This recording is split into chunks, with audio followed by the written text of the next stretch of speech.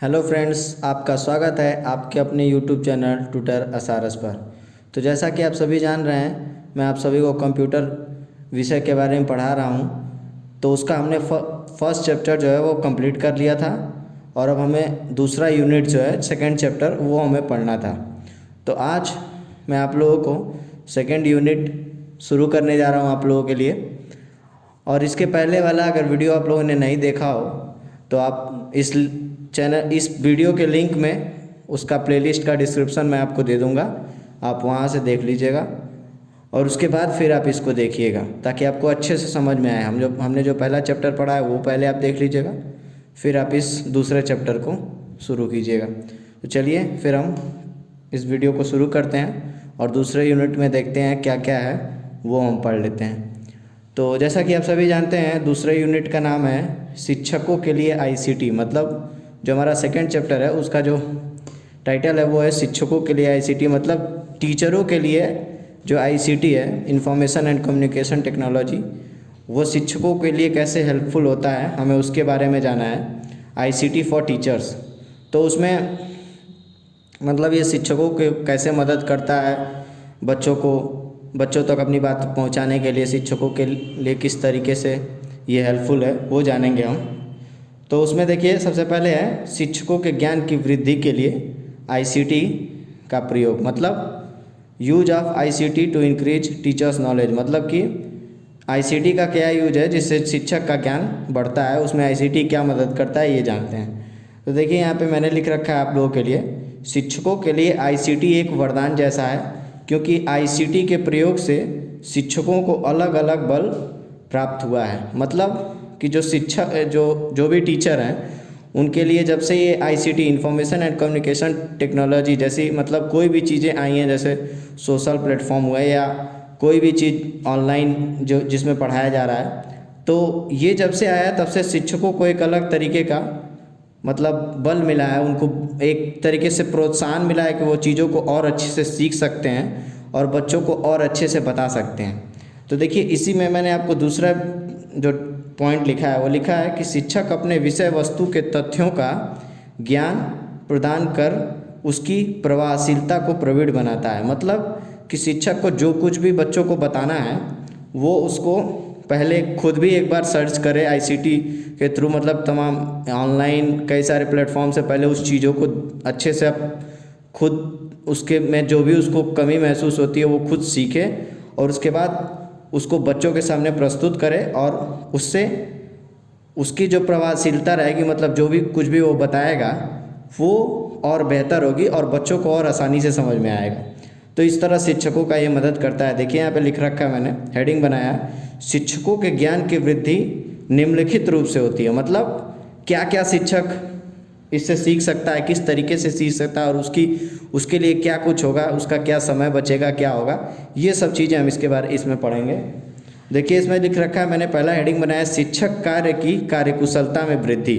मतलब कि जो शिक्षक है उसका जो भी टॉपिक है उसमें उसको और प्रवीणता मिलेगी, उसको और आसानी से चीज़ें जो थोड़ा चीज़ों के बारे में अगर थोड़ा सा कम जानता होगा तो वो आईसीटी के थ्रू सर्च करके ऑनलाइन कहीं से भी वो उसके बारे में बहुत अच्छे से जान के फिर बच्चों को बताएगा। तो देखिए यहाँ पे पहला है शिक्षक कार्य की कार्यकुशलता में वृद्धि। मतलब यहाँ पे देखिए मैंने लिख रखा है आईसीटी के माध्यम से शिक्षक को अपने विषय वस्तु को स्पष्ट करने और उसमें नवीनता लाने का अवसर प्राप्त होता है। मतलब जो आईसीटी है वो टीचर को ऐसे मदद करता है कि जो भी टीचर का पाठ्यक्रम है वो उसे एक बार कई जगहों से उसमें क्या चीज़ें पढ़ानी है, कैसे पढ़ानी है, ये सब चीज़ें उस पर से सीखेगा और उसमें कुछ नवीनता लाने के मतलब कुछ नया सीख के बच्चों को बताने का प्रयास करेगा जिससे बच्चों का मतलब रुचि उसमें और ज़्यादा आएगी बच्चों की। तो ये एक चीज़ कर सकता है टीचर। उसके बाद दूसरा पॉइंट है समय की बचत। जो टीचर का है वो उससे टीचर के समय में भी बचत हो सकता है। वो कैसे हो सकता है वो हम जान लेते हैं। आईसीटी की सहायता लेने से शिक्षक को बच्चों को पढ़ाने में सुविधा हो रही है जिससे समय की बचत हो रही है। मतलब इसमें ये लिख रखा है कि समय की बचत कैसे, जैसे बहुत सारे शिक्षक हैं वो ऑनलाइन बच्चों को पढ़ा रहे हैं तो उससे बच्चों को जल्दी सीख रहे हैं, बच्चों को कहीं आना जाना नहीं पड़ रहा है, टीचर को कहीं आना जाना नहीं पड़ रहा है, सब घर बैठे अच्छे से सीख जा रहे हैं। तो इससे बच्चों के भी समय का बचत हो रहा है, टीचर के भी समय का बचत हो रहा है। तो इस तरीके से समय भी बचाता है टीचरों का। इसके बाद हम आगे देखते हैं, तीसरा है शिक्षण कार्य में सरलता। अब सरलता कैसे आती है शिक्षण कार्य में, वो देख लेते हैं। देखिए, आईसीटी के द्वारा शिक्षक बच्चों को विषय से संबंधित ज्ञान रेडियो, कंप्यूटर आदि से भी पढ़ा सकता है और इसमें शिक्षण कार्य में सरलता आती है। मतलब कैसे सरलता आती है, अगर टीचर चाहे तो बच्चों को ऑनलाइन पढ़ा सकता है, जैसे किसी भी प्रोजेक्टर के माध्यम से, रेडियो के माध्यम से, कंप्यूटर के माध्यम से। वो किसी मतलब ये एक माध्यम है जिससे वो कनेक्ट रहेगा ऑनलाइन और वो बच्चों को आसानी से चीज़ों को सिखा सकता है। तो इससे शिक्षण कार्य में थोड़ा सरलता आती है। उसके बाद देखिए, चौथा पॉइंट जो है वो दूरस्थ शिक्षा में भी सहायक। अब ये कैसे है दूरस्थ शिक्षा में भी सहायता, दूरस्थ का मतलब आप समझ रहे होंगे, जैसे दूर से, जैसे हम कहीं और बैठे हैं, टीचर कहीं और से पढ़ा रहा है और वो किस तरीके से इसमें टीचर का कैसे मदद करता है आईसीटी, उसके बारे में जानेंगे। तो देखिए यहाँ पे मैंने लिख रखा है, आज के आधुनिक युग में बच्चे घर बैठे ही phone, radio, TV, tape recorder आदि जैसे उपकरण से ही शिक्षा प्राप्त कर पा रहे हैं। मतलब आज के टाइम में आपको ही पता है कि ऑनलाइन बहुत सारे ऐसे प्लेटफॉर्म आ गए हैं, बहुत सारे ऐप आ गए हैं और बहुत सारे यूट्यूब पे चैनल आ गए हैं, जिससे जैसे कि मैं आपको अपने चीज़ें इतने दूर से बता रहा हूँ, वैसे ही टीचर को भी आसानी होती है बच्चों को बताने में। वो फ़ोन के माध्यम से बता देंगे, बच्चों के पास फ़ोन रहेगा, बच्चे ऑनलाइन ऐप या यूट्यूब पे जाके टीचर से पढ़ सकते हैं। बच्चों के घर में स्मार्ट टीवी है तो वो चाहेंगे तो अपना यूट्यूब और ऐप टीवी में चला सकते हैं। तो ये सब चीज़ें हैं और ये सारे उपकरण जो हैं ये आ जाने की वजह से टीचर को आईसीटी मदद करता है पूरे तरीके से। तो ये रहा दूरस्थ शिक्षा। तो ये जो 4 पॉइंट मैंने आपको बताया, यही था कि मतलब टीचर को आईसीटी कैसे मदद करता है ताकि वो बच्चों तक अपनी बात को आसानी से पहुंचा सके। तो इसके बाद हम देखते हैं आगे हमारा क्या रहेगा इसमें। तो देखिए, इसमें इसके बाद हमारे सिलेबस में है आईसीटी द्वारा शिक्षक का व्यावसायिक विकास। मतलब टीचर का इसमें कैसे विकास होता है, टीचर को भी तो आगे बढ़ना है, तभी तो वो प्रोत्साहन देते हुए वो भी जब आगे बढ़ेगा तो बच्चों को और अच्छा सिखा सकता है। तो ये टीचर के लिए प्रोफेशनली कैसे अच्छा होगा आईसीटी, उनकी मदद कैसे करेगा उनके व्यवसाय को बढ़ाने के लिए। जैसे पढ़ाना मतलब ज्ञान देना एक तरीके का आज के टाइम में भी व्यवसाय का काम है, तो उनके व्यवसाय को कैसे बढ़ा सकता है वो जानेंगे। तो देखिए यहाँ पे मैंने लिख रखा है, आज के युग में शिक्षकों के व्यवहारिक व्यवसाय की आवश्यकता को बहुत ही गंभीरता से लिया गया है। मतलब शिक्षक का भी विकास होना बहुत ज़रूरी है, उसके व्यवसाय का भी विकास होना बहुत ज़रूरी है।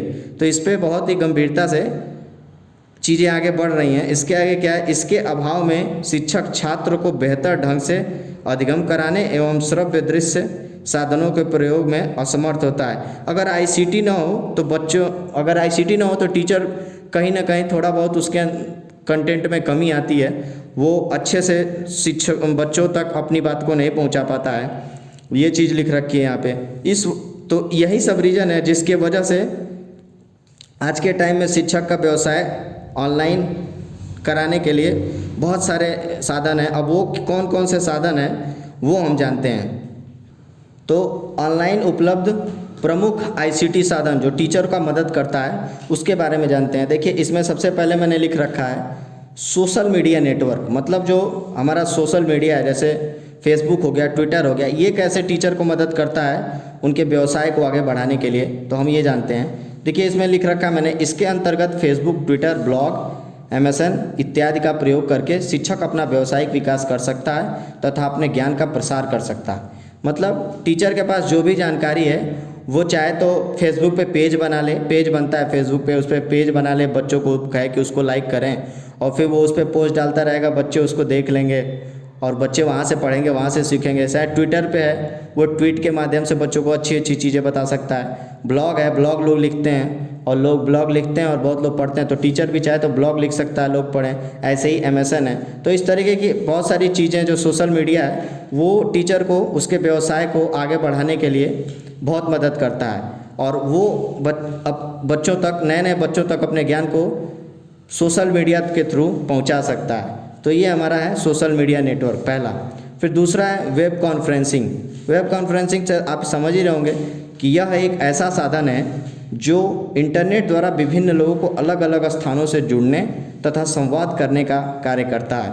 मतलब ये एक तरीके का ऐसा साधन है जो इंटरनेट के थ्रू कनेक्ट होता है, मतलब उसमें इंटरनेट का खर्चा आता है। और आप वेब कॉन्फ्रेंसिंग से समझ ही होंगे, मतलब लाइव वीडियो, वेब सामने सामने आपको टीचर पढ़ा रहा है, आप उसको देख सकते हैं, आप उसको देख सकते हैं, वो आपको देख सकता है। तो वैसे ही ये मदद करता है लोगों को, दूर दूर से लोग किसी ऐप के थ्रू जुड़ते हैं, जैसे जूम ऐप हो गया, इस टाइम जूम ऐप चल रहा है। जूम ऐप के थ्रू लोग जुड़ते हैं, जो अभी लॉकडाउन में सारे बच्चों ने पढ़ाई करी है तो जूम ऐप के थ्रू करी है। तो ये वो वेब कॉन्फ्रेंसिंग के थ्रू आता है और इससे टीचर जुड़ते हैं, बच्चों को नई नई चीज़ें सिखाते हैं और ये मतलब संवाद करने का कार्य करता है, मतलब आपस में बातचीत करने का कार्य करता है, लोगों को एक दूसरे से जोड़ने का काम करता है। तो ये दूसरा हो गया वेब कॉन्फ्रेंसिंग।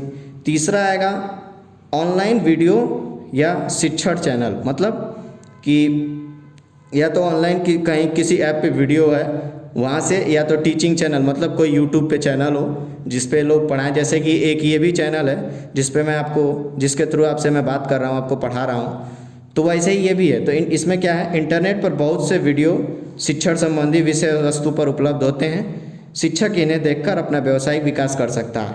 मतलब ये है कि जैसे यूट्यूब पे बहुत सारे आपको वीडियो मिलते हैं, वैसे ही टीचर भी चाहे तो अपना वीडियो यूट्यूब पे डाले और उसके बाद बच्चे उसको देखेंगे, फिर वो उनके चैनल को लाइक करेंगे। जैसे आप हमारे चैनल को लाइक करते हैं, सब्सक्राइब करते हैं, वीडियो को देखते हैं, लाइक करते हैं, सब्सक्राइब करते हैं, तो वैसे ही चैनल को सब्सक्राइब, वैसे ही टीचर भी कर सकता है और अपने व्यवसाय को आगे बढ़ा सकता है।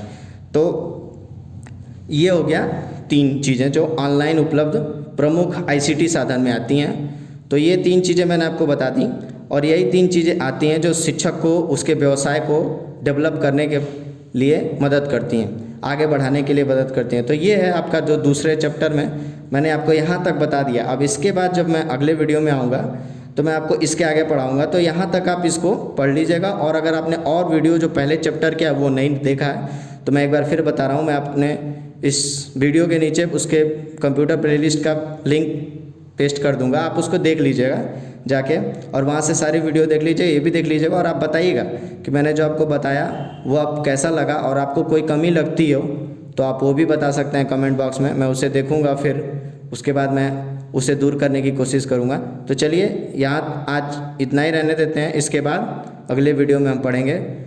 तो अगर आपको ये वीडियो बहुत अच्छा लगा हो तो आप अपने दोस्तों के साथ शेयर कर सकते हैं जो और DLED पढ़ते हैं कहीं, जिनको आप जानते हैं। तो कंप्यूटर विषय ऐसा है कि सब नहीं पढ़े होते हैं, तो वो पढ़ लेंगे तो उनके लिए भी आसान हो जाएगा पेपर देना। तो आप अपने दोस्तों के साथ शेयर कीजिए, वीडियो को लाइक कीजिए और कमेंट कीजिए, जो आपको चीज़ें नहीं समझ में आ रही हैं वो आप कमेंट करके पूछिए और हमारे चैनल को सब्सक्राइब कीजिए।